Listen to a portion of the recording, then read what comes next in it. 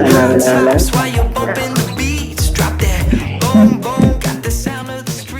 and it all went quiet.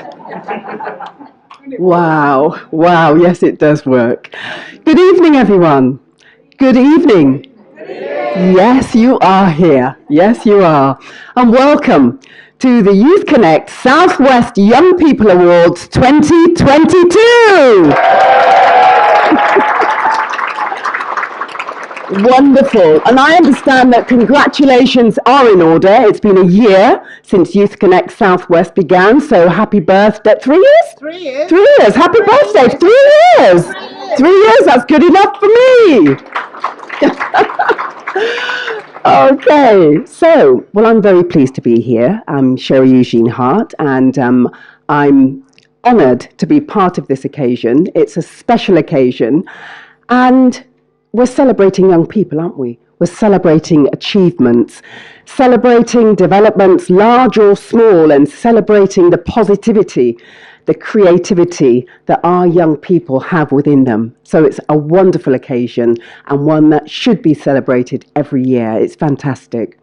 And I have to say that everyone here tonight is a winner, and everyone will be recognised either by name or by nomination. So you should all feel good this evening. It's great that we have family, carers, parents, friends, workers, staff, everyone here, funders here today, people who are giving speeches, people who have actually been involved in the project and the programme, who are coming up to perform and speak as well. So everybody is represented. And before we begin the awards, can we please welcome our CEO, Tracey Pike, the CEO of Youth Connect Southwest. Thank you.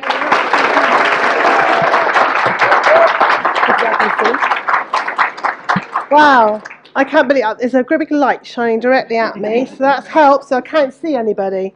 So welcome, everyone, to tonight's awards evening. It's amazing to see so many young people, staff, supporters here on this very special occasion. It's nearly 3 years since Youth Connect Southwest became a charity, and I don't know where the time has gone, but I do know it's been a privilege to be the CEO and watch the organisation grow and thrive. When we set out on our mission, top of the agenda was to provide more opportunities for young people, and I think looking at the range of programmes, the different places we deliver, we have achieved a huge amount, but there's always more and we can do, and the need is increasing every day. So we're ambitious to try and meet that need as much as we can. Work with young people has been dramatically reduced over the last 20 years across the country, but here in Bath and North East Somerset, I believe we have started to reverse that decline to create these amazing programmes, and we couldn't have done it without our young people, our dedicated staff and our funders. Our alternative education programme now has over 70 students on 2 sites in Southside and Radstock. Youth work operates in over 10 locations through youth clubs, mobile bus and on the streets. Early Help continues to deliver through targeted youth support and employability programmes with extra opportunities for very vulnerable groups. Soon we'll be delivering youth work and employability support at our new city centre site near to Bath bus station. And I don't know if Liam's got me a picture or not. Yay! That's one picture. Okay, so Southside Youth and Community Centre continues to be a great local resource for the Whiteway community with a community cafe, soft play groups and events. Tonight you'll get an opportunity to see through the short videos and young people testimonies the range of work we provide and the impact this has made, especially to the young people themselves. The world for young people continues to be a challenging place, and ensuring they are equipped with skills and emotional resilience to succeed is vital. Through our work we aim to equip young people to achieve and for their futures to be whatever they choose to do. I hope you all enjoy the evening and take the time to reflect on your own personal journey as a young person. Getting through those teenage years was a challenge for me, and I know that without my friends, family and the youth workers who supported me, I wouldn't have got this far. So thank you.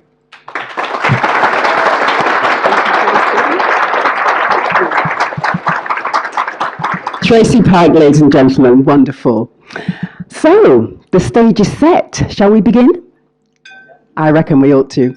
Let me tell you first of all that we will be obviously eating, and our first 2 courses will be coming out as we talk and as we present our awards. So I know it's going to be very difficult to clap, eat, and do all that at the same time, but we'll do our best, won't we? Okay, so I believe we are ready.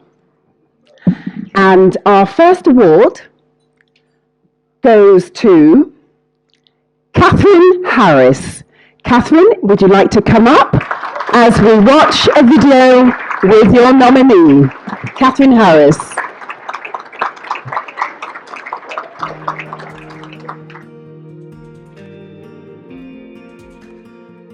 So yeah, when I first started working with Catherine, there was some difficulties at home and she was determined to make a change. And she made lots of choices, not all of them wise, but all of them learnt by, to quote her directly. And she has turned things around. Her life has changed for the better. And I wanted to nominate her for her strength, her determination, her resilience, and for keeping her sense of self and her sense of humour. I also wanted to say a big thank you to Ange at Pathways, to stepmum Debs, to Rivlington School and to Project for some really effective multi-agency working. I think Catherine's in a good place now and I hope that she'll be very successful moving forward. She's brilliant and well done Catherine, winner. Strength and resilience. This award goes to Catherine Harris.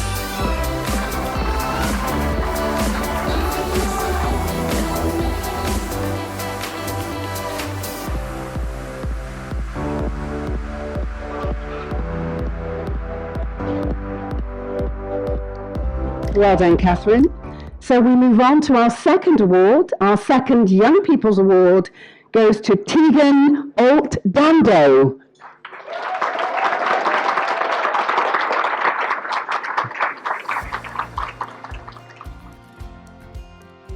Tegan's careers advisor from the hospital education team put me in touch with Tegan back during lockdown when her apprenticeship that she wanted to do was falling through. And at that point she didn't want to speak to me, it was all through her mum. And yeah, then she kept in touch when she got a job and, you know, if she needed any help, and she never did, she was doing okay. And then she got back in touch with me back earlier this year because her job wasn't going so well, and she just felt like she needed a bit more support. And so we started having meetings and just kind of went through what her options were, what she was interested in, what she needed to work on. And she was always really kind of thoughtful and reflective and really positive, even though she was limited in what she could do at the time. And yeah, it's just kind of gone from there. So she's decided that she wants to go into kind of car mechanics, and cars have been a love of hers from, you know, when she was little. And we managed to find a course online that she could do. We managed to get some funding for that. A big piece of work has been around benefits because she's not able to work at the moment. And some of these things are so difficult for her to do, and, you know, talking on the phone to the job centre is really difficult. But she just kind of approaches everything with a really positive attitude, kind of within her limitations. She's really honest about what she can and can't do. And yeah, she just gives everything a go. Why did I think she deserved the award? Just because her kind of attitude to life and working with me has been so positive, and, you know, not without difficulty. Like, first meeting with me was really difficult when we had to do a Teams meeting to get her some funding from the Prince's Trust. I mean, she was visibly shaking, and she finds those kind of things, new people and new situations, just really, really hard. But she just gives everything a go, and, you know, is honest about what she's finding difficult, and she yeah, she'll kind of reach out for help when she needs it, but she gets on with things when she can. And yeah, the way she's working on her online course is amazing. It's much more than I could do, just kind of, focusing on getting a routine in place and, really motivated to watch all these videos and learn about engines and stuff I've got no clue about. And kind of taking really kind of positive steps in planning what she wants to do next and what she wants to do in the future. Oh, what would I hope for Tegan's future? I just hope that she keeps being able to build on the kind of foundations that she's got in place. She's so employable when she's well. She's so motivated and keen to learn, and I think her growing awareness of the things that hold her back, her difficulties, I think that will just stand her in really good stead to keep overcoming her barriers. And I think she's going to have a fantastic future. She can fix my car. Everybody needs a mechanic. I just hope she keeps working and achieves her goals. Amazing testimony. Tegan, well done. And I know Tegan's not coming out. Can we have a photograph with Tegan over there and her table? Well done, Tegan. You can do my car anytime as well. Congratulations. Wonderful. Okay. So next up, we're going to feature Bathscape, and we would love you to take a look at the video and just appreciate the work and the activities that our young people have been involved with, outdoor activities with Bathscape.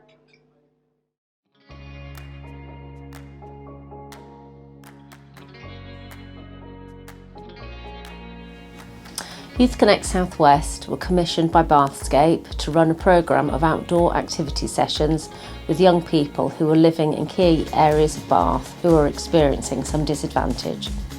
The outdoor sessions were to support local young people during the summer, with the focus being on being active in the outdoors in the natural landscape. The objectives of the programme were that young people try something new, that they'll learn about the natural heritage and take steps to care for it, that they'll have had an enjoyable experience in the landscape and find it fun and sociable, and that their weekly activity levels and their mental well-being will both have improved. We've just completed the outdoor sessions for this year and we'll be planning further sessions for next year after Christmas. The young people really enjoyed being outdoors and gained a lot from the experience, and we are looking forward to running further activities on behalf of Bathscape next year. So at Bathscape we did several activities. We did art-based activities during the day, and we did some bushcraft activities as well during the day. We also did kayaking, which was very popular. Oh yes, my highlight is when young people fall in kayaking. I shouldn't laugh, and obviously it's very serious when they fall in because they could really injure themselves. But yeah, I think the enjoyment on their faces when they're having so much good fun, they accidentally fall in the water, is phenomenal. And also I like the bushcraft as well. That was good fun. Where I had a group of young people, because the weather was raining and we couldn't go where we wanted to go, so we had them building a den, and that was good. I enjoyed that as well. Yeah. So my favourite one was painting birdhouses, where we got these birdhouse kits, and the young people had to construct them, then paint them. That was fantastic. I really enjoyed doing that, and we got some really nice, all the young people got some really nice birdhouses to take home. The other one was using clay and designing their own individual piece of clay work, which was fantastic, and pressing flowers on paper. That was quite good. I enjoyed that. A lot of the activities we do are restricted by their nature because other people would charge for them, or there'd be a waiting list, and I think that the way in which we are running them for the young people in Bath enables them to sign up to it, and there's no cost to them, and I think that's real key to enable them to access these things.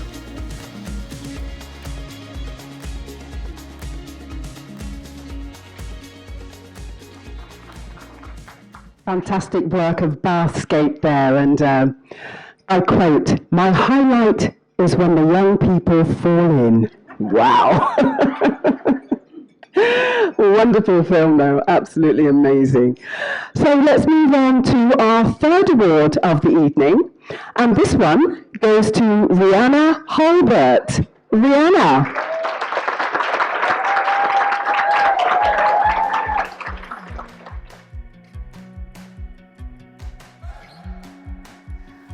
So I started working with Rihanna when she was in her last year of school, and we started sort of meeting up in school, sort of chatting about different things. She was always sort of really super engaged and did want to meet sort of on a weekly basis, which was really, really good.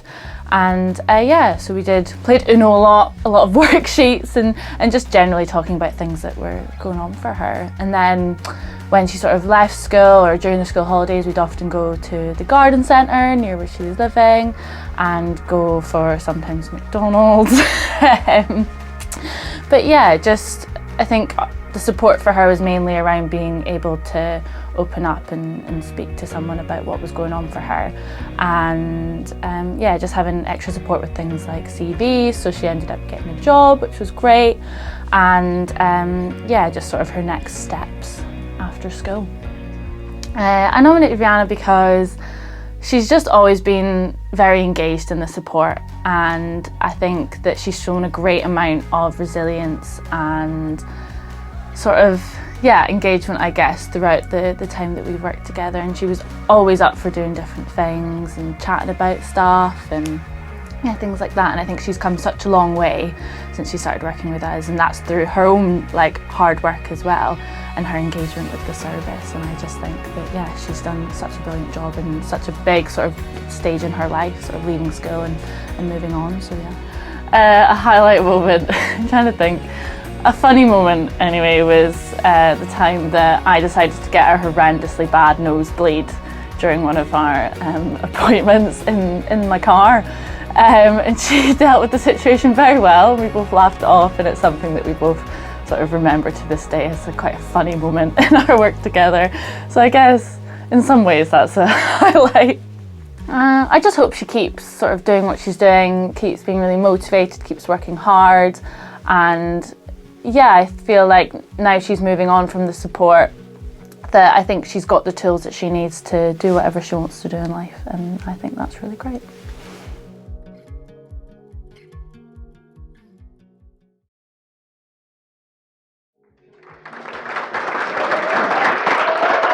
Keep motivated, keep working hard. We welcome Rihanna Holbert.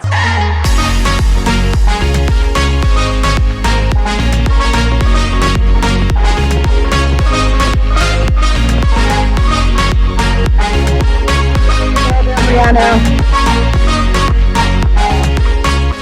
Fantastic. And we move swiftly on now. Our fourth award goes to Mia Cliff. Let's see the video first.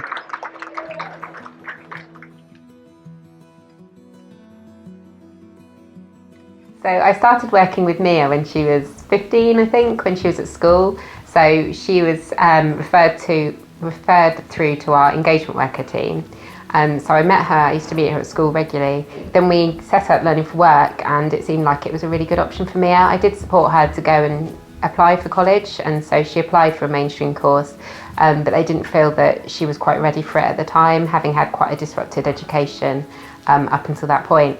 When I first met her, she used to really struggle with friendships, and I know she was really attached to mum, and she used to go down to the horses, but yeah, I think she found it difficult, and she struggled with her confidence. So the thought of going into a college environment or school environment was really overwhelming for her. Even with Learning for Work, there's been so many times that she's been quite anxious, or she's had dips in confidence. She would always say that she couldn't do things when we knew she could. She's really able and capable, but she was with us for a good period of time, and over that time we've really just seen her grow in confidence. She's such a nice person to have around. Everybody really enjoyed it when she was in. I think one of the best things was just watching her make friendships with other young people. It was really sweet. And she's done so well. She's kind of a yes person. So like we'd get her involved in projects. She did really well. She worked on a knife crime project that we did and did really well. And she did really well in her English. She did a functional skill. So yeah, I'm just really proud of how far she's come. I think this is almost a favourite memory because it feels so long ago, but I used to go meet at school and we used to go and get a hot chocolate or a cookie or whatever at the cafe near school. And just to think about Mia then compared to Mia now, who's, you know, a young, responsible adult, helping mum, really cares about her family and really cares about other people. Yeah, she's gone from being kind of a slightly challenging but lovely young lady to being, you know, really sweet, caring adult, and that's just been really lovely to see. I nominated Mia because I'm really proud of how far she's come. She's had some challenges along the way. There was some disruption, things that she's found difficult, but she's kind of persevered and she's stuck with it. She worked really well with staff and she gave everything a go. That's all you could ask for, really. I hope that she continues to grow in confidence. I hope that she sticks with college. She's done really well to get into college, and it's kind of testament to all her hard work. I hope that she manages to stick with it and that she goes on to kind of achieve all the things that she's capable of. Wonderful words there. Let's hear it for Mia Cliff. Congratulations, Mia.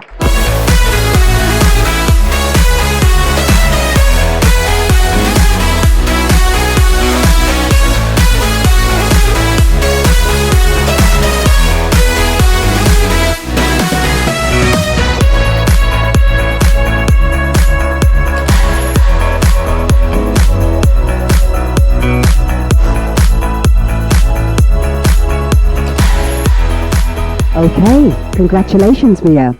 And we move on now to a video that I would like you all to cast your eye on. And it's all about games that we love to play, including Dungeons and Dragons.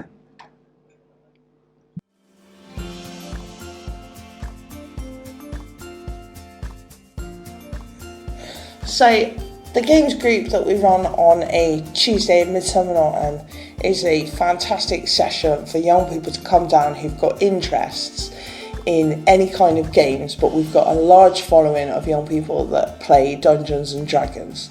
And the group is a really great opportunity for young people with those interests to come together, play games, make new friends, but also have a safe space for them to do this in.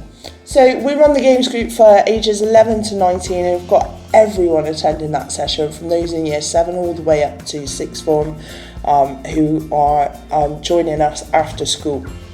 So Dungeons and Dragons is a game where you can ultimately become a character and not be in reality.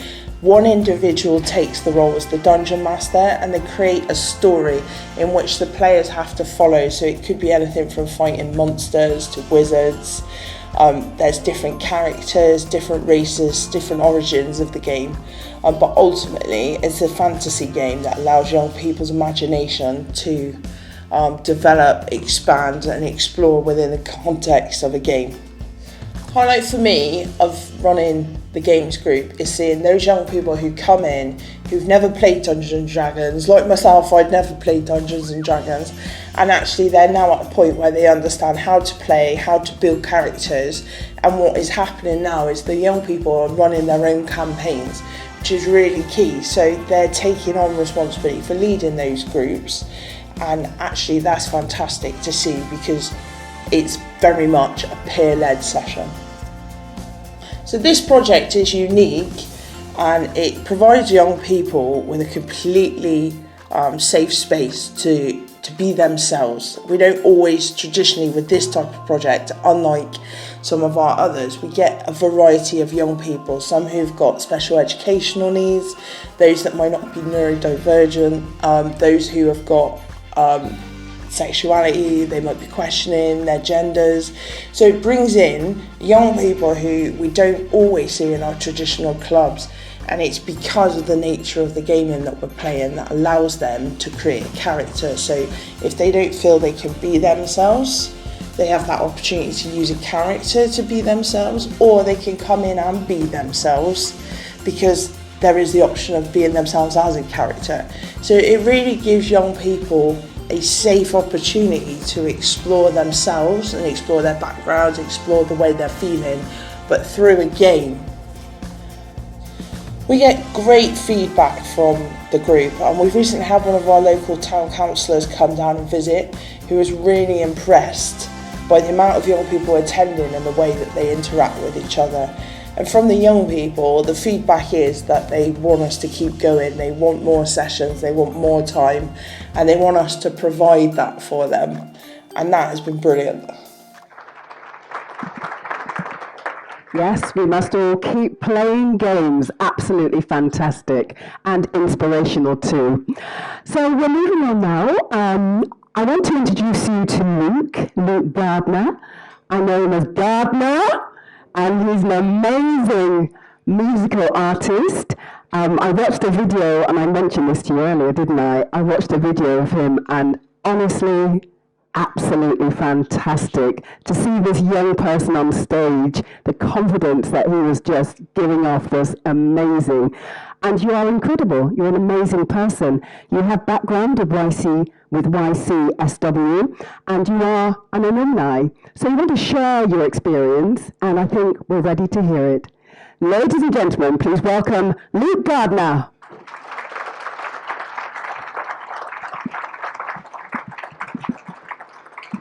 Evening, everybody. I'm Luke Gardner, and I'm an MC, songwriter, promoter, and independent label owner, living in Bristol, but raised in the Midsummer Norton and Radstock area.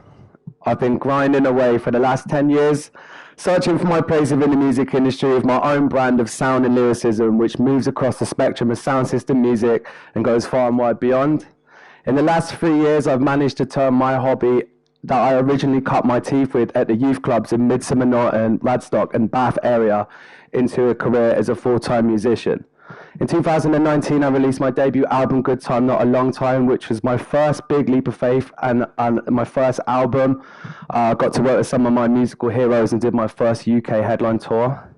My follow-up album, Time and Space, dropped in June 2022 with critical praise from BBC Radio 1 in particular, who in the month of October just gone named me as their Future Artist of the Month. Thank you. And over the last 6 months, I've picked up over 150 plays and counting BBC Radio 1 plays from the entire daytime roster, as well as bagging the Track of the Week title, the hottest record title, and the coldest record title.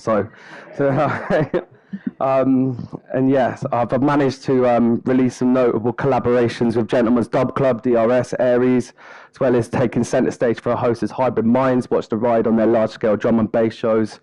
My work with reggae and dub collective Mungo's Hi-Fi led to a USA tour earlier this year, and I've managed to do solo tours across the whole of Europe, moving on to Australia and New Zealand, and a show in Dubai even, which, yeah, it's been mad. Don't know how that took me here.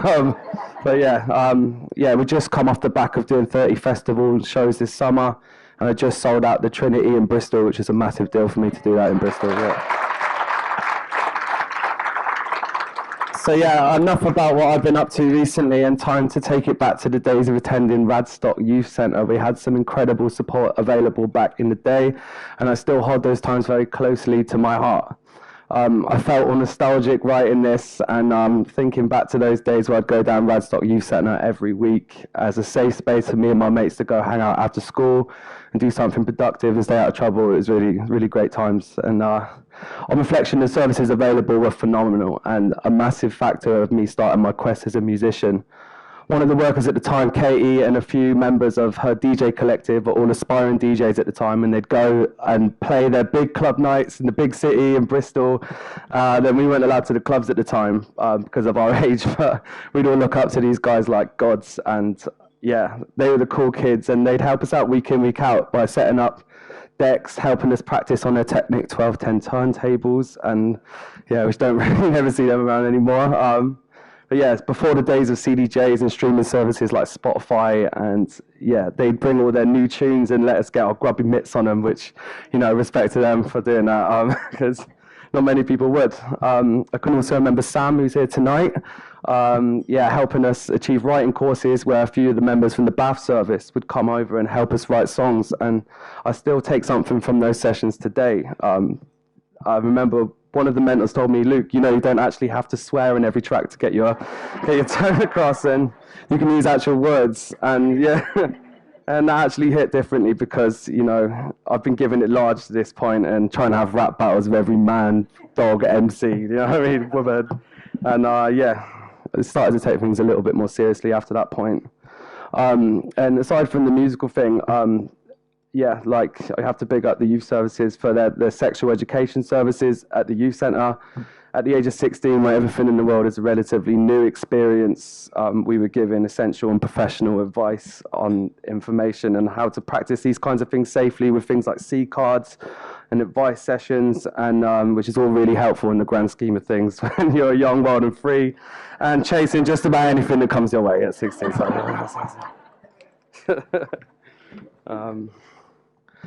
Yeah, I also want to talk about my experience working with Flash, who's here tonight as well, at the Riverside here in Bath. I think it's still called the Riverside, so forgive me if I'm wrong on that. As things progress further, it's time for me to step into the studio, record my first proper track. A friend of mine at the time recommended Riverside Youth Centre in Bath, as they offered a professional recording studio service for free, which is amazing. And any aspiring young artist, any style, any genre, any background could come there and record a track for free with Flash, who's an amazing engineer, an even better bass guitar player who's toured extensively all over the place. He's a legend, and yeah, I instantly came to it. It's the first time I got to ever record in a proper studio. Maximum respect to Flash, because I have this vivid memory of my old man like driving me into Bath really early, like 8, 9 a.m. on a Saturday morning, which Flash did not have to get up for, but he did. And I was absolutely cacking it. And I've never been to a studio in my life.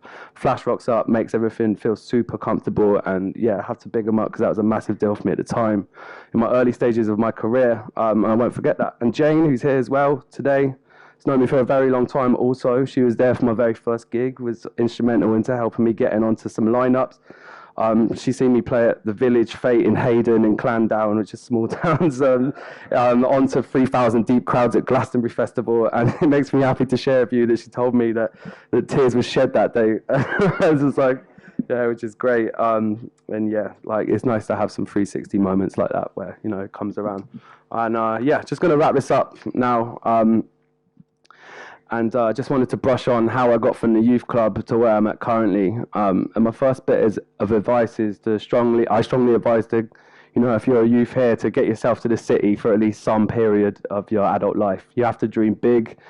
For me, in my situation, it was all about Bristol, and getting myself to uni at BIM in Bristol allowed me to, like, you know, have time to grow and meet new people. And I did a little bit of learning at uni, not much, but I met some amazing people along the way, and, you know, got to live in the city and do my thing rent-free for a bit, you know, which really set the pace. And also at the same time, try and not forget where you came from, because, you know, everyone goes through stages where they're trying to suss themselves out, but I think, you know, once you find out who you really are, like, you know, you can't forget your family and your friends, which is a very important thing for me.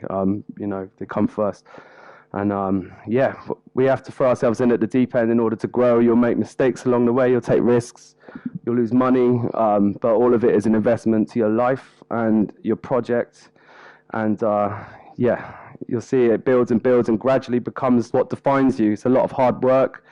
I'm 10 plus years deep into doing what I do, and I still haven't made it. I'm still getting started. In fact, I still have more places to go and more faces to meet, and I'm sure I've had some of the. I'm sure I've had some successes. I'm extremely grateful for that. Yeah, it's all about the experience. And lastly, you've got to have fun with it. You know, don't push yourself over the edge by doing something that you don't love. If it's not right, pause, take a moment, breathe, make a decision. And if it's not right, you can sack it off and just do what makes you happy, because you're the boss, and you've got to remember that. My name is Luke Gardner. Big up everyone at Youth Connect Southwest, and I hope you have an amazing evening. Thank you very much.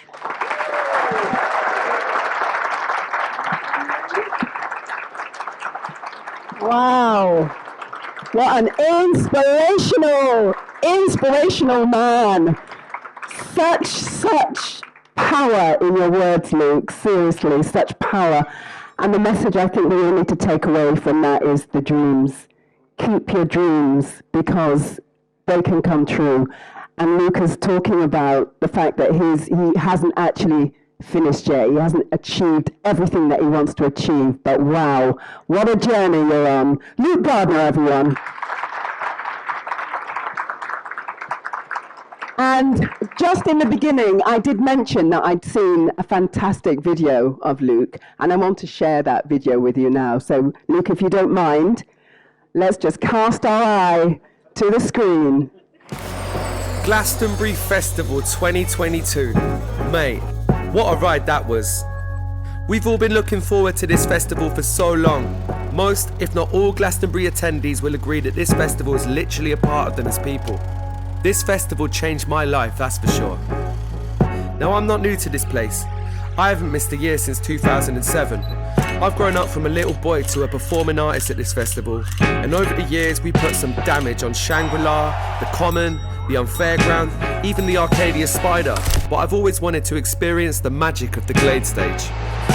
Listen, I've had this show in the calendar since before the world flipped on its head in 2020, even before the release of my first album. Now, 3 years later, I'm on to the second, and I have never been so hyped for a show in my life. I've been taking it easy all festival, getting mentally ready for the show, but even still, come show day, I was absolutely bricking it.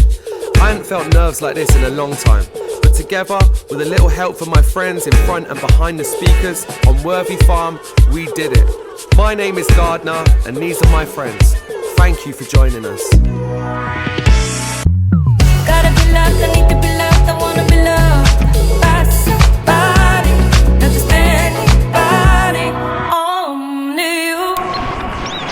Absolutely, completely, said it's all I like sweetie. Dance was all hot and steamy, still came down in a brand new GT. I guess around the time I was losing my mind to a big bass like cruising the night. AAA breezing, who's in the line? Crew looking heavyweight twos at a time.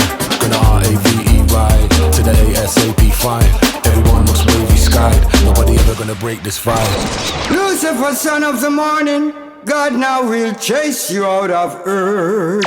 Run it! God must send them to time and space to play that big doublet. God must send them to outer space to find another race. Getting down with the family, getting down with the gang, getting high with my crew there. Every time that I land, getting down with the family, getting down with the gang, getting high with my crew there. Every time that I land. Hello everyone, Luke Gardner.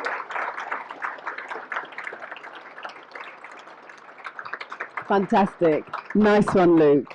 Now, before we move on, we want to show you some names up here. People have been nominated and people have been recognized, and we want to also show you the names of young people who have been recognized before we talk about a special recognition award.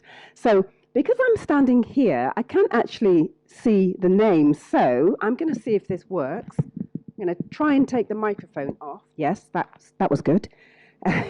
And I'm going to see if I can stand here and see. Yes. Will I be blocking anyone's view if I stand here? You sure? Yep. What about you guys? Great. Okay, lovely. We're on. So, we're going to take a few moments to do this. We're going to show the video, and names are going to appear, and I'm going to mention those names, and please, can you just clap all the way through? We are recognizing young people in this room as we see the names.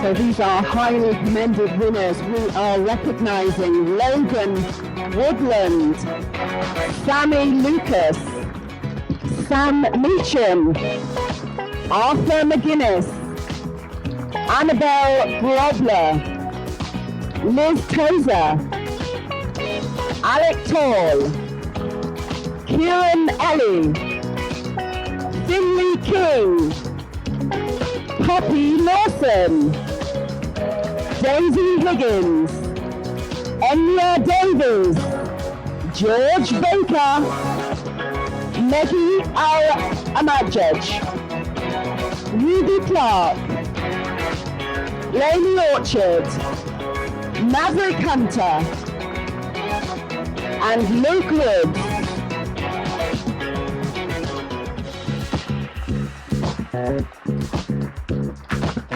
Congratulations to all of you, and those are all the names that I was asked to read out. Congratulations to each and every one of you, whether your name was mentioned or not, because you are all winners. And now we change the mood, because I'm going to ask Tracey to come up once more. We have a special recognition award, and Tracey would like to give that award some context. Okay, so a more serious moment now. Tonight we want to recognise a very special group of young people. Many of you know that in August there was the tragic death of Charlie Bates, a much loved young person. The young people of Radstock pulled together to support the family and each other. This award is for two of those young people, one who helped raise funds to support the family, another who has made sure the memorial created by the young people have been looked after. However, this award recognises everybody that was involved. Would Will Lakey and Jack Gillett like to come up onto the stage to receive their award?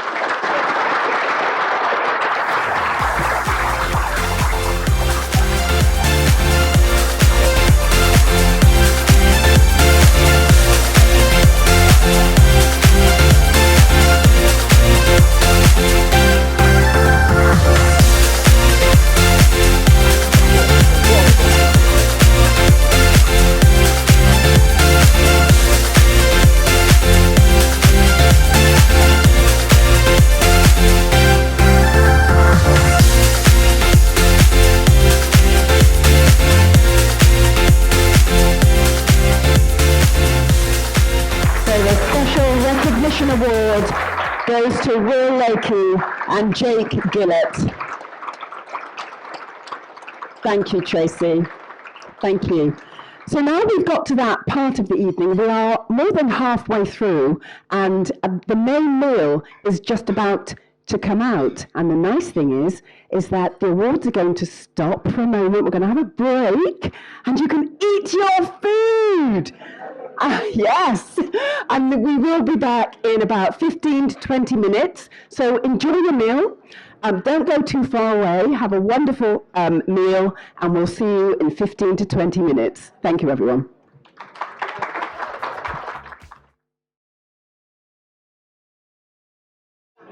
Okay, everybody, ladies and gentlemen, young people, everyone, hope you've enjoyed your meal. How's it been? Good meal? Yeah, it was lovely. It really was. I enjoyed that so much. Did you, Tracey? I did. Very nice. Salmon was lovely, wasn't it? We had salmon. We had salmon. Right. Well, we are. Yeah, double act here. Double act. We're just about to start the second half. We're not going to go straight into the award ceremony because we're going to hear from Dom Chambers first. So I know people are still coming in, and I hope that you don't miss too much of this. I've been having a lovely chat with Dom. Dom is the CEO and founder of Sound Vision. His feet and hands are very much into radio, and we're going to hear about his story. Please welcome Dom Chambers, the CEO and founder of Sound Vision.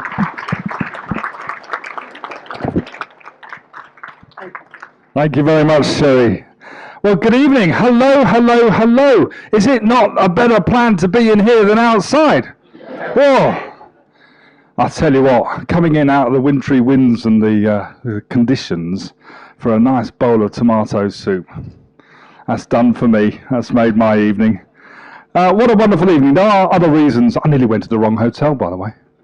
I nearly went to the one up the Treetops in Bristol.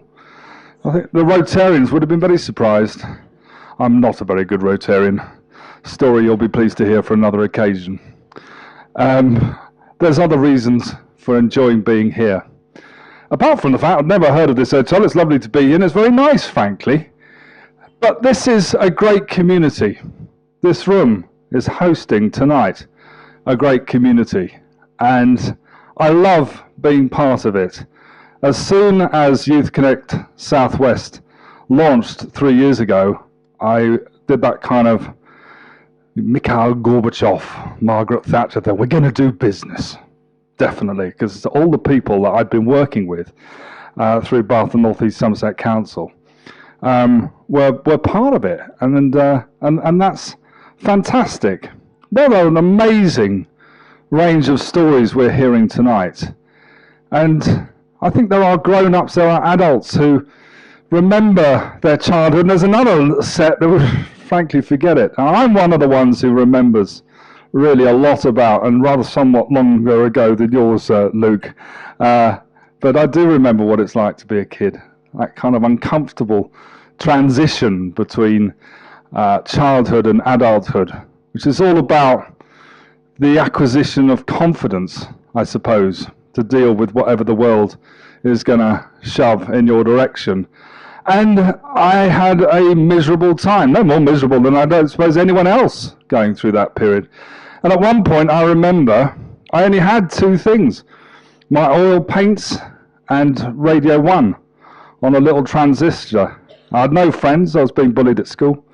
And as I say, not giving you the sob story here, because I think this was the condition of many, many young people then, intervening generations, and of course now. It was one of my pleasures to recently interview sort of rock or radio manager god that is Johnny Beeling, who launched the Radio 1 roadshow and ran Radio 1 in the kind of heyday when people like me were listening to it every hour before we had the internet to communicate and learn about the wider world. And I described this thing of painting in oils and Smiley Miley in the Radio 1 roadshow, which I loved listening to.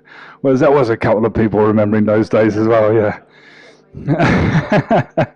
And and that was my friend.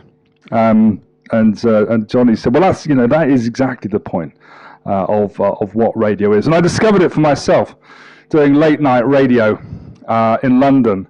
And there's all sorts of reasons why people are listening to you, but that you are a friend and they are a friend to you.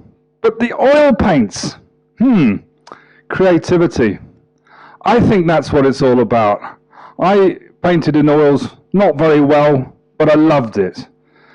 And I think what we're looking at as we create safe spaces for young people to have a go without fear of being laughed at. That's what's going on here. That's what's going on with this community. And I was lucky because I had an outlet. I was at a good school. I had an outlet for that creativity.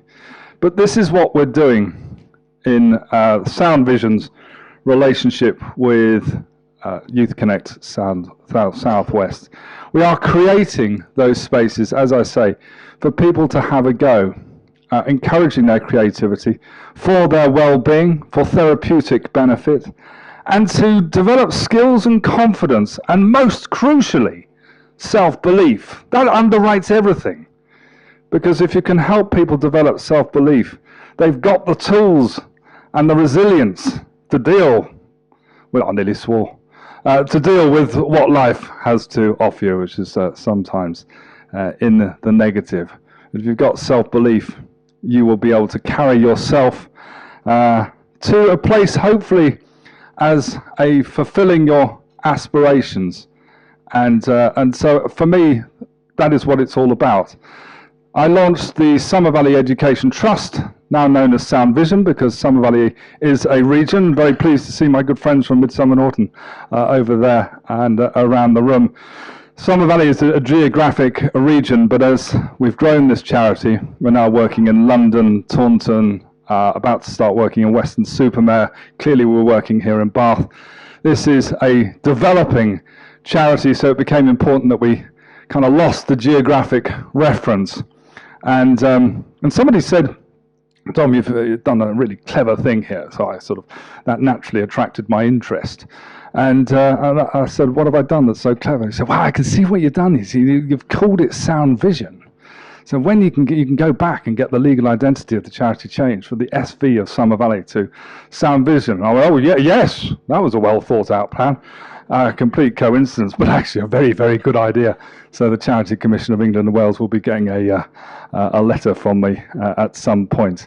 To me, what all this is about, the work that we've seen tonight, the reason why Sound Vision has a partnership with Youth Connect Southwest is to bring two different approaches to the same table.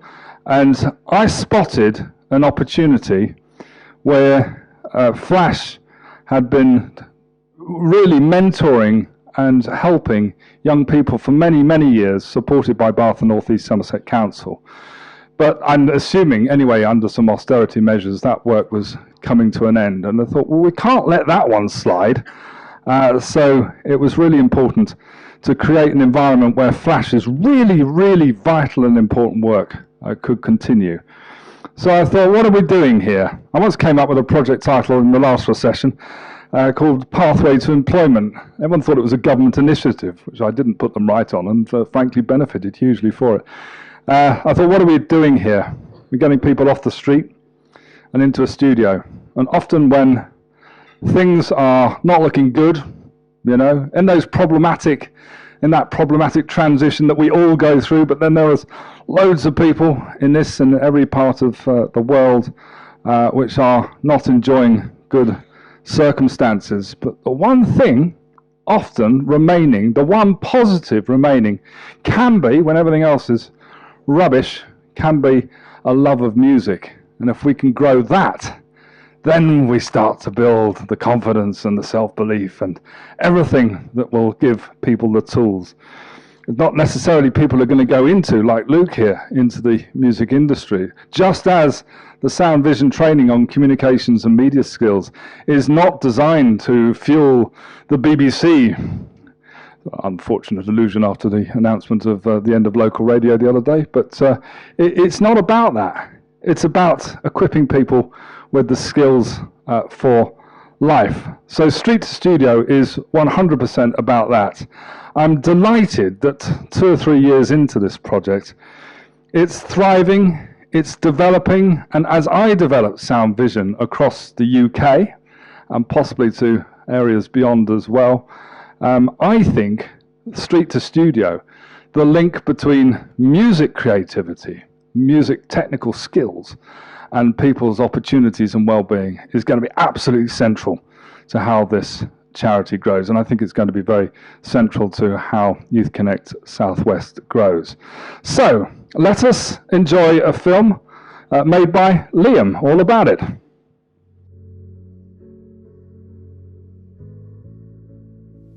Okay, my name's Clive Gordon. I am a musician, a youth worker, and I work at Youth Connect. Street to Studio is a project for young people to come and express themselves, whether they've got a musical background or no musical background.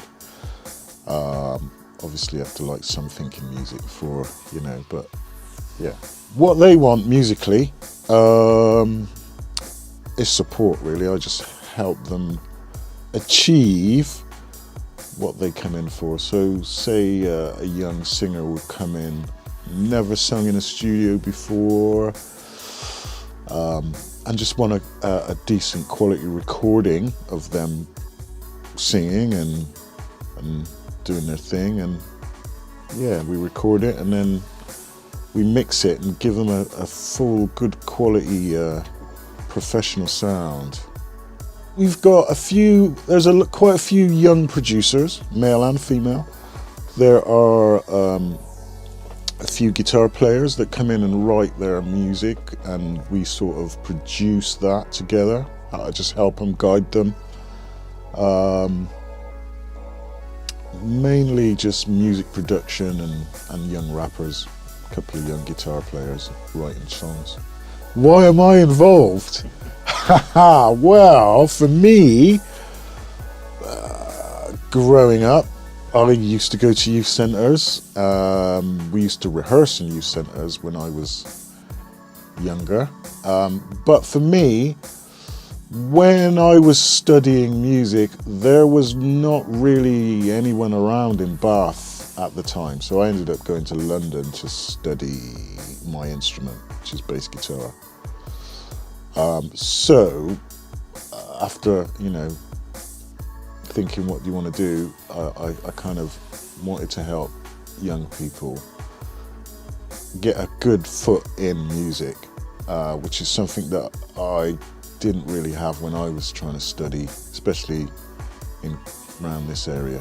People come through the project. There's been a few young people who've come through the project who have really they've gained a lot of self-confidence, especially the young singers who were shy to sing in front of me when they first came. You can't hold them back now. So yeah, building up confidence is the biggest one, especially when you're meeting young people that perform or want to be performers for the first time. The most important outcomes is the young people benefiting from the project. That's the most, and I try and get what they want out of the project more than anything, really. They can be referred, or can they, if they know that there's a project here, they can just walk on in and have a chat, or we, get their workers to bring them in. We're trying to push out the publicity of the Street to Studio as well, hit schools and stuff, and yeah, I mean, we just kind of started. It's our first serious year, so. So the experience so far with working with Street Studio has been fantastic. The young person has really enjoyed coming every week. It's been a really good opportunity for her to find out more about how to create the music, which is something she was really interested in. She's made some incredible beats, I think they call them, which are brilliant. She's really grown in confidence, and Flash has been amazing at being very patient and calm and kind and really taking time to teach her how it all works. It gives a lot of young people a sense of purpose. They have a project, they have something that's theirs to take and take it to the next level. And I will help them take it to the next level. We've got very good facilities here. We've got pretty much most of the latest music programs. And, I've got a lot of production skills that I can, give out. Advice on music. There's instruments here if you want to play. There's DJs. We cover pretty much all aspects of music and theory too. If you're scared of that, we can delve into that as well. Yeah, it's just been fantastic and really wonderful to watch the young person grow and develop, and yeah, as I said before, grow in confidence.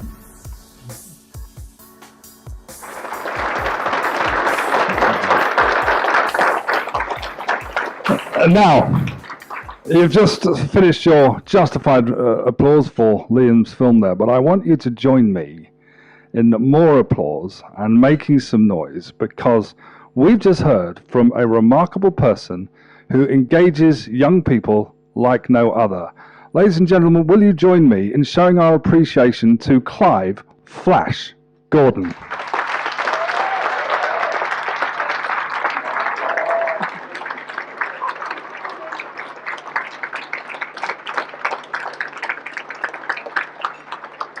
It's all right, Sam. We'll let him know he's loved. He's hoofed off for it. Oh, come on, let's do it again. He's walking in the room. Yay!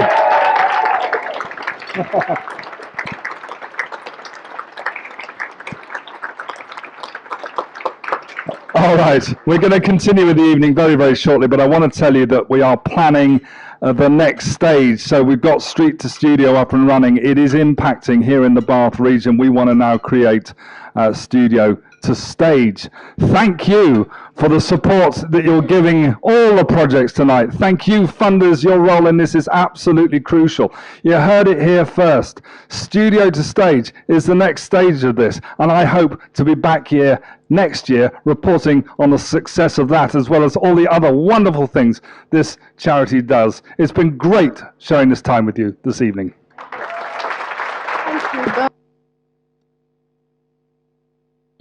Thank you so much, Don Chambers. Wow, thank you. Okay, so we move on, but I'm actually going to ask you to keep looking at the screen. Keep looking at the screen. We have another video to show you. The video is all about university placements and also community events. So if you are wondering about community events and what goes on, take a look at the screen. It's coming up now, university placements and community events.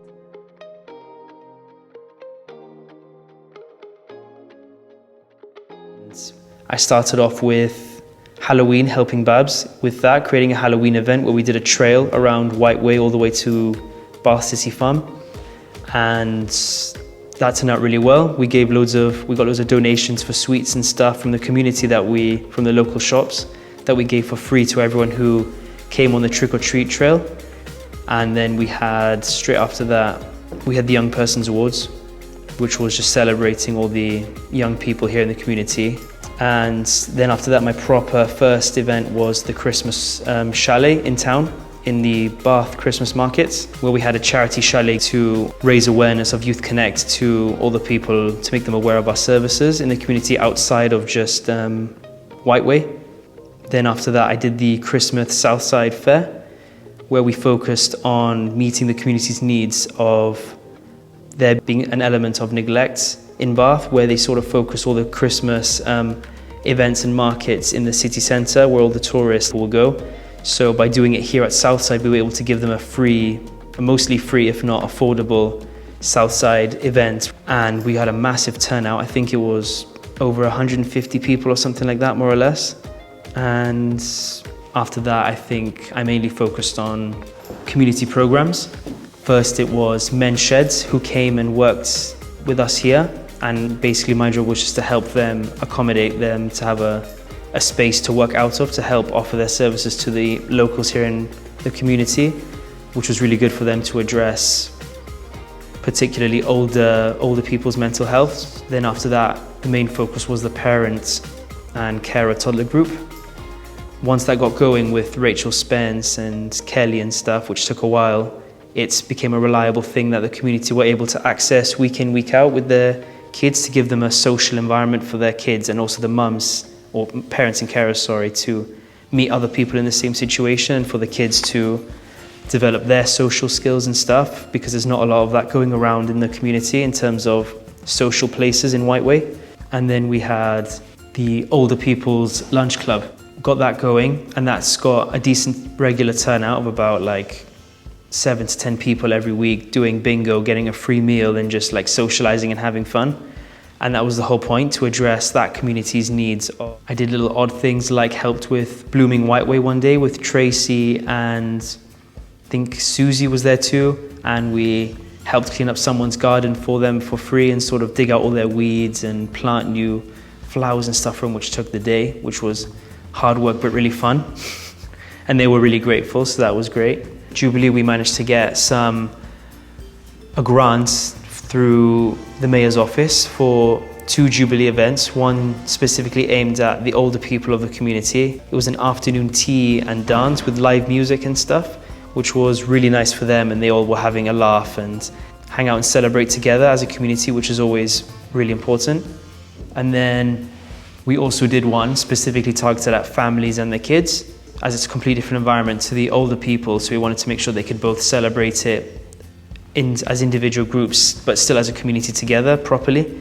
Then around the same time for Easter, so I put on a week's worth of activities for the kids, so that they had something to look forward to and do across the holidays, and it was things like egg and spoon race, obstacle courses, massive Easter egg hunts in the back with chocolate prizes and stuff, and just loads of stuff like that to keep them busy and entertained and socialised together, while the parents for sometimes were with them, but a lot of the time were in the cafe and they both got to do their own things, which is always good. The idea that Youth Connect is growing as a charity, and the fact that they're, at least in my time, and are continuing to grow even more so. You'd think about the older people and then their children be like, oh yeah, my mum's going down to she's got her thing down in Youth Connect on Monday, and then her speaking, oh yeah, my kid goes to the other thing on the Friday too. So like, Youth Connect becomes such a big part of their lives in so many different ways because they're expanding into different areas other than youth work. From your grandparents to your grandchildren, there's something going on in Youth Connect for them to have something to look forward to or be a part of their lives in some way that's positive. There we go, highlighting the importance of Youth Connect and making those connections in our communities. So we move on.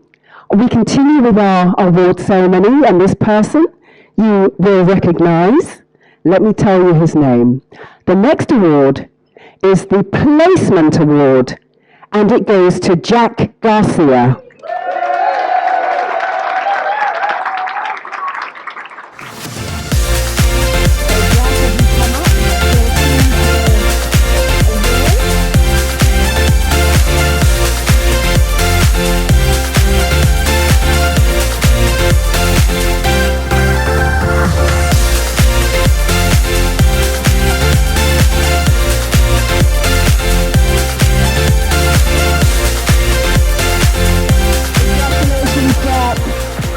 What goes on in Whiteway has not gone unnoticed. Congratulations. And for our next award, ladies and gentlemen, this one is the Apprenticeship Award. The Apprenticeship Award goes to Amy Callow Evans.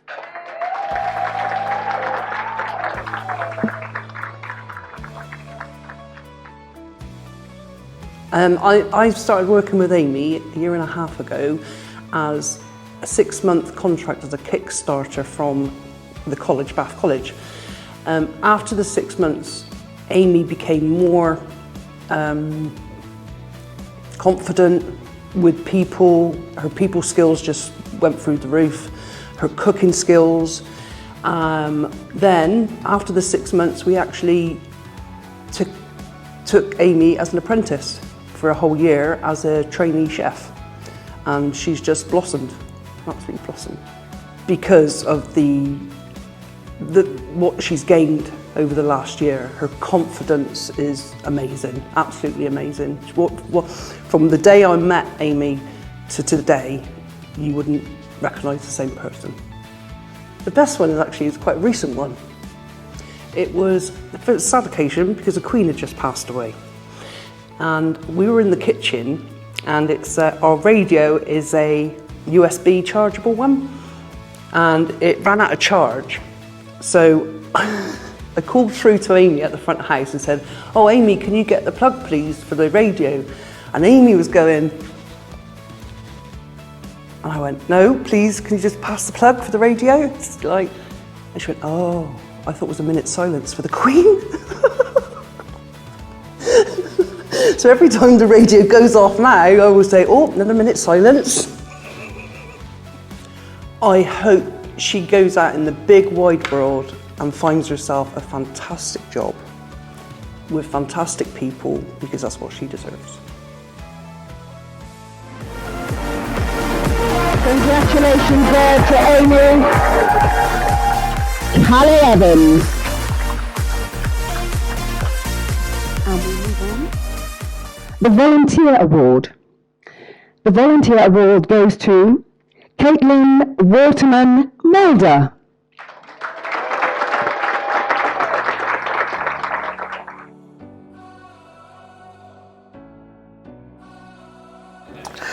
So Caitlin came across as a young volunteer from when we took over Henstridge, and they've they obviously live in the village and they know all the young people and they know what's been happening and stuff, and they've basically volunteered every week since day one, helping organise the activities, sorting out the registration forms, signing people in, signing people out, helping run the tuck shop, helping run activities, and without them we would have been stuck, and we wouldn't have progressed as far as what we have with the group. Well, I was sat down thinking about it and I thought, actually, Caitlin needs recognition because what she's done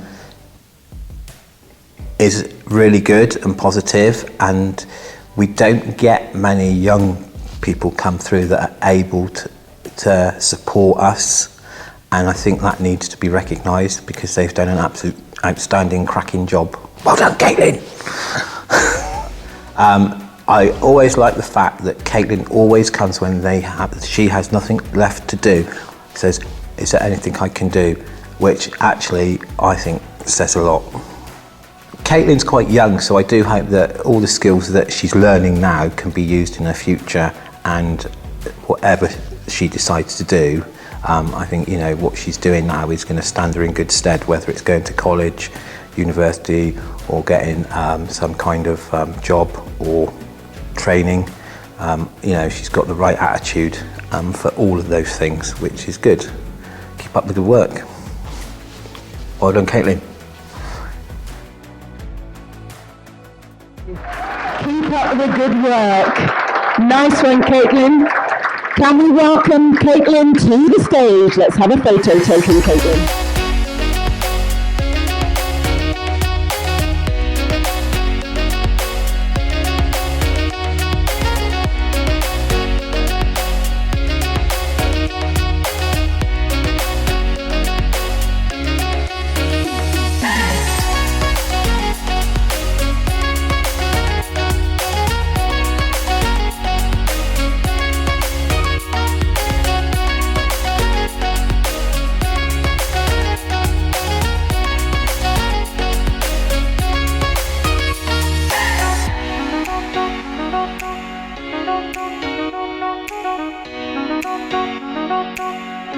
Congratulations, Caitlin Waterman Mulder. Well done. We do have another volunteer award, and I think these awards are extra special, because when you talk to young people about doing something for no money, for volunteering, the first impression might be, oh, I don't want to do that. I've got a little story to tell you. I won't indulge you too much. But when I started in ITV, I was there for about 5 years. HTV, you may know it. I was there for about 5 years when a young lady came in, and she came in for work experience. And she wasn't being paid. She was there for work experience, and she was volunteering. And it was my job to help her, to show her around the studio and get her familiar with our working practice. And she was a lovely, lovely young lady. She stayed. She was there year after year. She wasn't volunteering after a few years. She had a job at ITV. She became a journalist. She became a producer. And this is all from volunteering. And she is still there now, and this is 25 years later. So this is where volunteering can get you. It's powerful stuff. Never think you're not learning. You are getting something from it. Just put the work in. Volunteering. So our second, yes, thank you. So our second volunteer award goes to Jimmy Browning.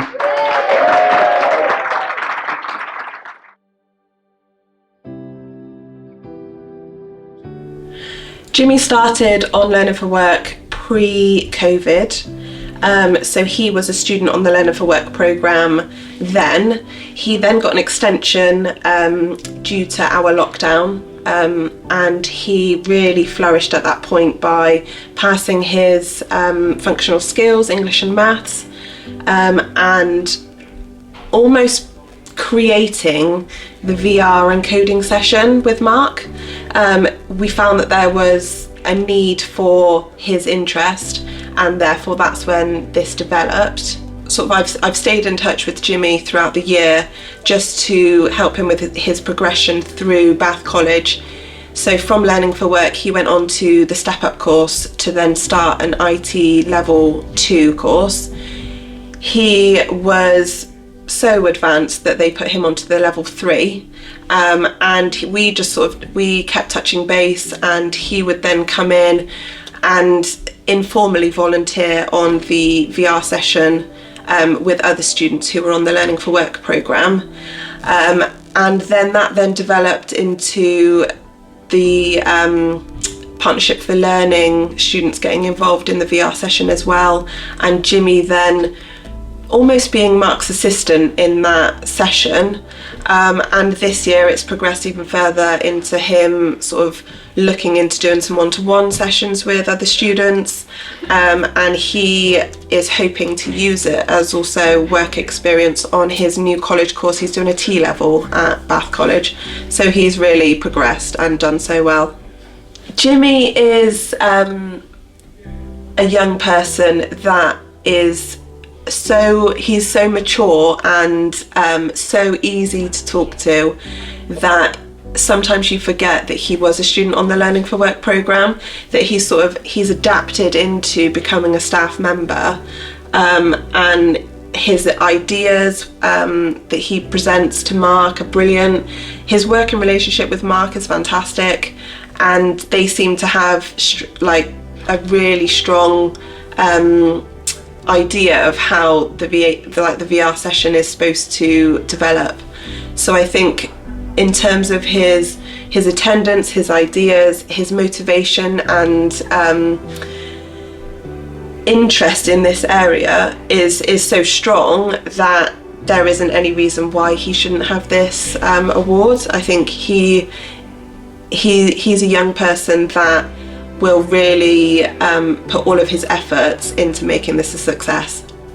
Jimmy's come from a background where his anxiety was quite prevalent for him, and meant that there was quite a bit of social isolation, that he wasn't able to leave the house very often, and anybody who was to see him now wouldn't even realise that. Can we please welcome Jimmy Browning for the second Volunteer Award.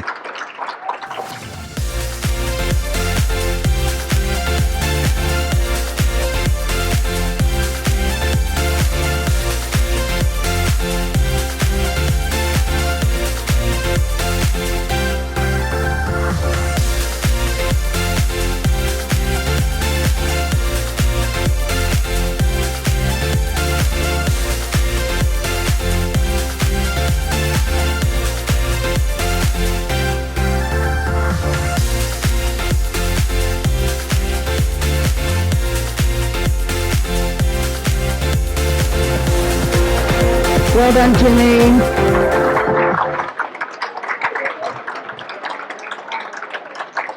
Now we are heading towards the end of the ceremony. We're not quite there yet. Our next recipient, I believe, isn't here, but the award goes to Isabel Harris.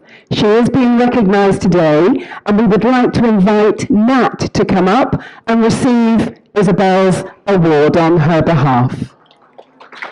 Yes.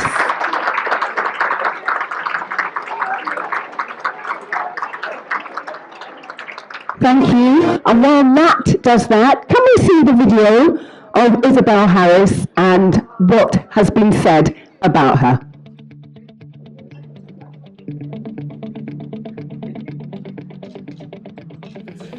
I met Izzy through the Realising Talent programme.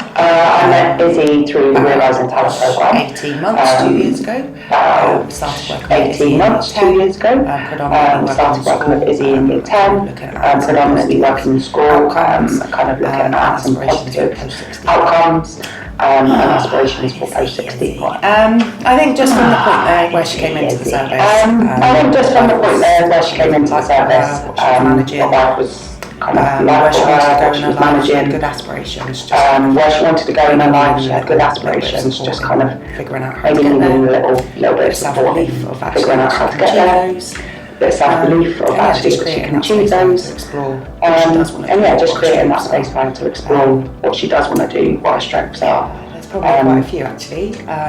I think there's probably from quite a somebody few identifying that they don't kind of like new social situations. That they don't kind of like new social situations. We just did some small group work in school, and she made it through a group session, and I think that's a big outcome. Made it through a group session, and I think that's a big outcome. Someone who identified that as an area that but also, like I say, all the outcomes and aspirations that Izzy. But also, like I say, all the outcomes and aspirations that Izzy highlighted and identified at the time of us starting our work. You know, she wanted a part-time job. She's holding down a part-time job and did. You know, she wanted a part-time job. She's holding down a part-time job and did throughout the whole of her exams over the summer, and is still now. She's off into like I say, she wanted to get to education. She wanted to get to sixth form. Like I say, she wanted to get to post-16. She wanted to go to sixth form. She totally smashed it. Bit apprehensive about whether she'd achieve that, but she totally smashed it. Wanted a voice in some of the decisions that were being made out of her control. Wanted a voice in some of the decisions that were being made out of her control, but and has engaged amazingly well within her life in all and has engaged amazingly well. Received in all requested that she's and had a voice in received or how requested that's delivered and had a voice how in that meets how her that's needs. delivered and how that meets her needs, and that You've used your has been a voice, massive highlight. That actually people have you've used your listened, voice, and something that you want. it's got her People have to where she listened, is now, and I hope that she takes that forward. It's got her to where she Izzy, is I now, hope and I hope that she takes that Izzy forward. continues to Izzy, I hope and that Izzy continues to use her voice and continues reach those milestones in life and to keep dreaming high. Reach those milestones in life and to keep dreaming high and to keep going to get them. And believe in herself. I hope that she's learned that she, you know, yeah, she can achieve I hope that she's learned that she wants, you know, she can achieve anything and that she keeps going to in life, music gigs and that she keeps going to her friends and music gigs and keeps meeting up with her friends and and wish her all the best for the future. That was amazing, Nat. Thank you. And you'll be seeing Izzy, so you'll let her know that she had a wicked round of applause, won't you? You do that. Thank you. Okay. So we have one more award. It's the Young Person Award that is going to Lily Ascot. Lily, this award is for you, and let's see what's been said about you.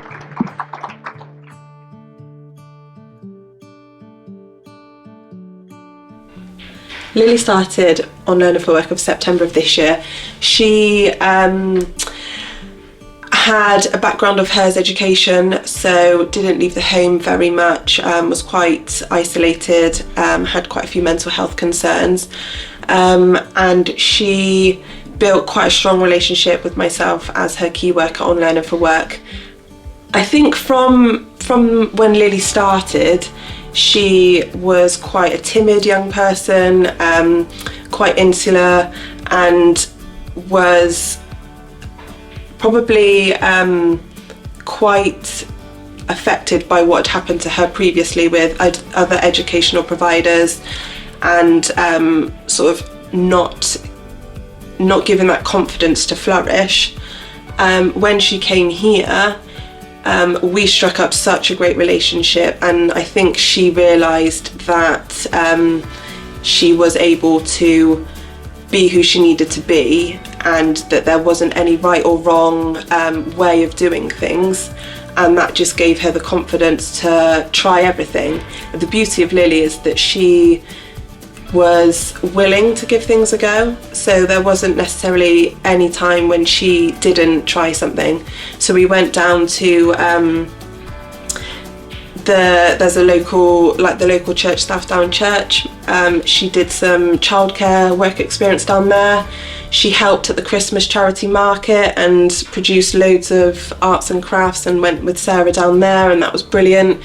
She started to do some fitness sessions with Sam, and again struck up a really good relationship with him. She helped with interviews of other staff members, and for the SEND partnership as well. So anything that she was thrown, she gave it a go, and I don't think we could have asked for anything more. And not only was she sort of willing to try things, but I think she was at that point when she could really confide in myself and Sam to sort of talk through her thoughts and feelings, and that's where we could really help her move forward. One of my favourite moments is going up into like the gym sessions with Lily and Sam, joining in with those workouts and sort of bouncing off each other. That was really nice. Also, she needed me to be a model for some of her beauty sessions, so I'm never going to say no to that. Having my lashes done, having my hair done has always been a bonus.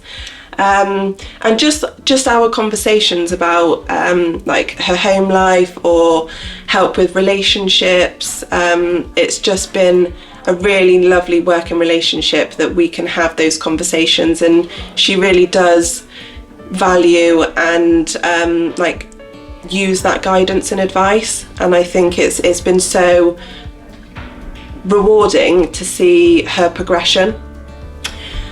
I just want Lily to be happy. I think her resilience has improved over this last year incredibly. She has been thrown so many hurdles throughout this year, and I really just want her to flourish and be happy, and it'll be so lovely to see in a year's time where she is. She's doing an apprenticeship at the moment in a salon in Bath, and she's doing so well. She's really settled into the work. She's got a great working relationship with the other girls there. She is doing such a brilliant job, and I just want her to be happy.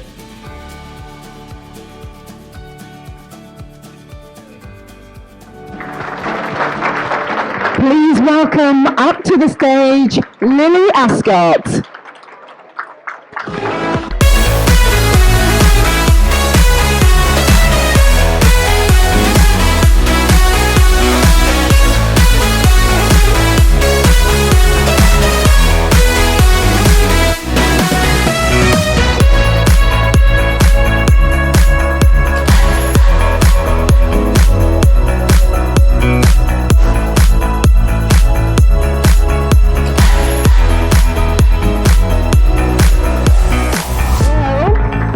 Come to that stage while you are eating your sweet.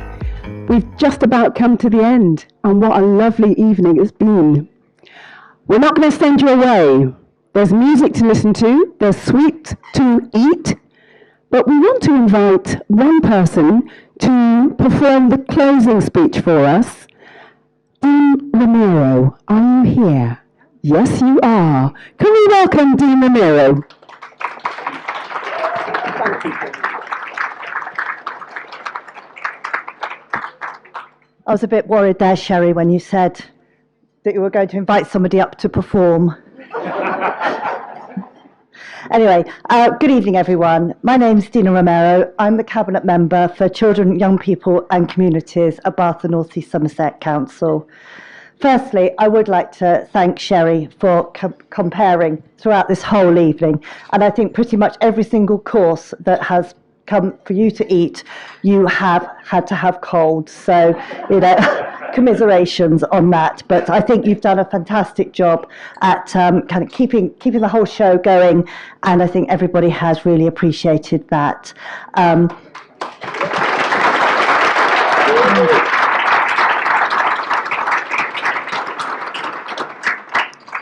I'd also like to thank Don for his inspirational words and his very obvious support for Youth Connect Southwest. I know that they really, really welcome that input. And I'm fairly sure that they've probably already penciled you in as a definite booking for next year, when I believe you're coming back to report on success.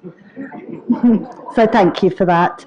And also, of course, Luke Gardner, who I think has absolutely embodied the way that youth services and youth clubs and the work that now Youth Connect Southwest does makes such a huge amount of difference in one young person's life. And you are now a global superstar, and I didn't even realise that when I walked in the room earlier. So So I feel very humbled to have been allowed to sit at the same table as you.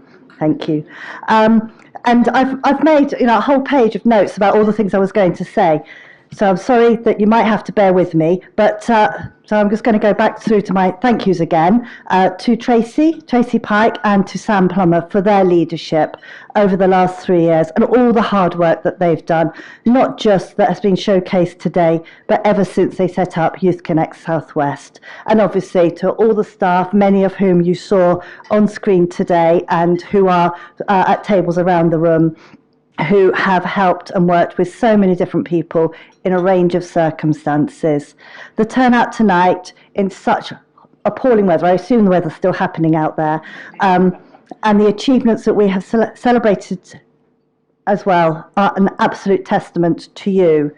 Although I think the young people here are exceptional and so quite rightly received all the honours this evening. So I'd just like to give another round of applause to all those.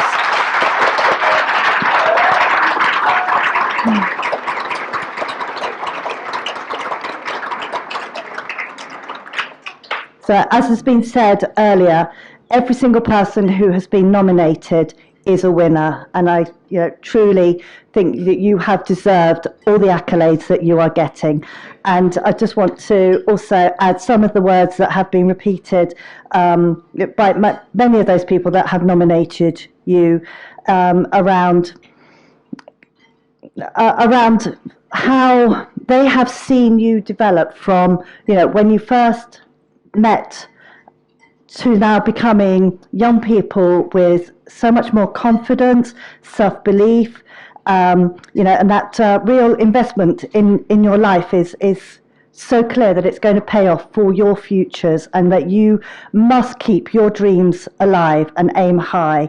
And I would just like to, I'm sorry, I was going to say well done again to all the young people here, and the few that weren't able to be here as well. Because I just think that what you have been able to demonstrate is so inspirational, and obviously the way that Youth Connect Southwest has enabled you to grow to be the people that you are now and the people that you will be in the future is only to be commended. And indeed, I believe that Bath and North Somerset Council has recognised this. And I think this may be hot off the press, but you are, Youth Connect Southwest, you are their Charity of the Year. So congratulations.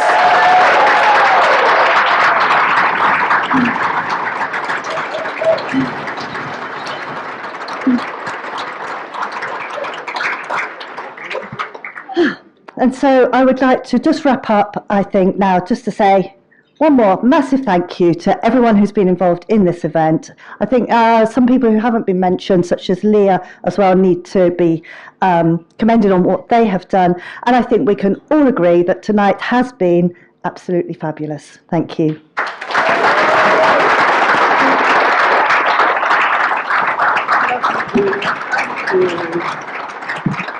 It certainly was absolutely fabulous, and it just leaves for me to say thank you to you, Dina, and we really have come to the end of the evening now, and it has been a spectacular one.